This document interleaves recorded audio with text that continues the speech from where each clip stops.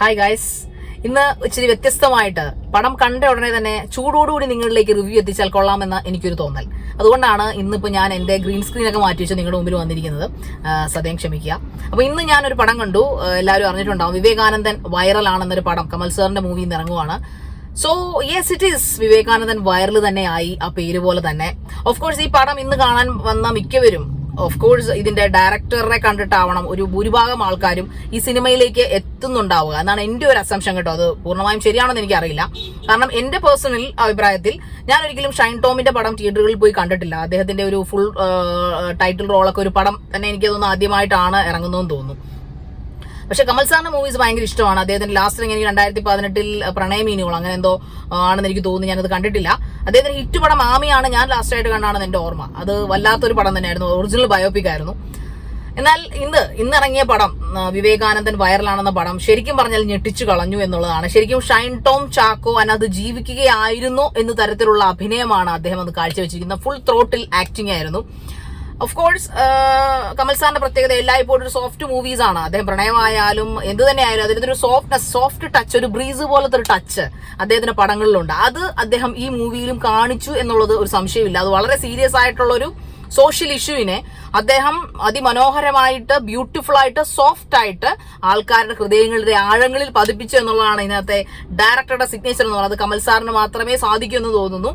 So ഒരു വമ്പൻ വിജയം തന്നെ നമുക്ക് പ്രതീക്ഷിക്കാം. ഫാമിലി മസ്റ്റ് വാച്ച് മൂവിയാണ്, ഉറപ്പായിട്ടും കണ്ടിരിക്കേണ്ട. കുറെ കാലത്തിന് ശേഷം എല്ലായ്പ്പോഴും എടുത്തു നോക്കുമ്പോൾ അടി, തട, ഇനി വരാൻ പോകുന്ന ഹിറ്റ് പടങ്ങളും അതൊക്കെ തന്നെയാണ്. ചോര, പക, ഇതൊക്കെയാണുള്ളത്. പക്ഷെ ഈ മൂവി അതിൽ നിന്നൊക്കെ വ്യത്യസ്തമായിട്ട് നോർമൽ ഫാമിലി മൂവി അല്ല, പക്ഷെ ഇന്നത്തെ സോഷ്യൽ ഇഷ്യൂസിനെ എടുത്തു കാട്ടുന്ന മൂവിയാണ്. ഷൈൻ ടോം ചാക്കോ ഗംഭീര പ്രകടനമാണ് ഇതിനകത്ത് കാഴ്ചവെച്ചിരിക്കുന്നത്, അതിലൊരു സംശയവുമില്ല. അദ്ദേഹത്തിനെ ഒരു പടങ്ങളും തിയേറ്ററിൽ പോയി കാണാത്ത ഒരാളാണ് ഞാൻ. പക്ഷെ ഈ പടം തിയേറ്ററിൽ കണ്ടു, ഒരു പ്രതീക്ഷയുമില്ലെന്നാണ് പോയത്. പക്ഷെ ഒരു രക്ഷയില്ല. അതുപോലെ ഗ്രേസ് ആന്റണി ആയാലും, അതുപോലെ സ്വാസിക ആയാലും, അതുപോലെ നമ്മുടെ എന്താ പറയാ അങ്ങനെ പറഞ്ഞിരിക്കുന്ന മഞ്ജു പിള്ള, അങ്ങനെ എല്ലാവരും വളരെ മനോഹരമായിട്ട് അവർക്ക് കൊടുത്തിരിക്കുന്ന ക്യാരക്ടറിന്റെ ഡെപ്തോടു കൂടി അഭിനയിച്ചു പതിപ്പിച്ചു എന്നിരിക്കുന്നതാണ് സത്യം. അത്യാവശ്യം നല്ല മ്യൂസിക്, അതുപോലെ പിന്നെ സിനിമയുടെ ലൊക്കേഷൻ ആവട്ടെ, എല്ലാം നല്ല രീതിയിൽ. ഇതിനകത്ത് ഹീറോസ് ആരൊക്കെയാന്ന് ചോദിച്ചാൽ ഡയറക്ടറും അതിലെ പിന്നെ മെയിൻ നടനും പിന്നെ ഈ ഗ്രേസ് ആന്റണി ആൻഡ് സ്വാസിക, അതോടെ നമ്മുടെ യൂട്യൂബറായിട്ട് അഭിനയിച്ച കുട്ടിയുടെ പേര് എനിക്ക് അറിയില്ല, ആക്ച്വലി വിട്ടുപോയി. ആ കുട്ടിയും ഇതിനകത്ത് നല്ല രീതിയിൽ കാണിച്ചിട്ടുണ്ട്. ഇനി കുറച്ച് പുതുമുഖങ്ങളൊക്കെ ഇതിനകത്ത് വന്നിട്ടുണ്ടെന്ന് എനിക്ക് തോന്നുന്നു. അവരും ഒക്കെ വളരെ മനോഹരമായിട്ട് അഭിനയിച്ചു തകർത്ത് കളഞ്ഞു ഈ പടം എന്ന് പറയുന്നത്.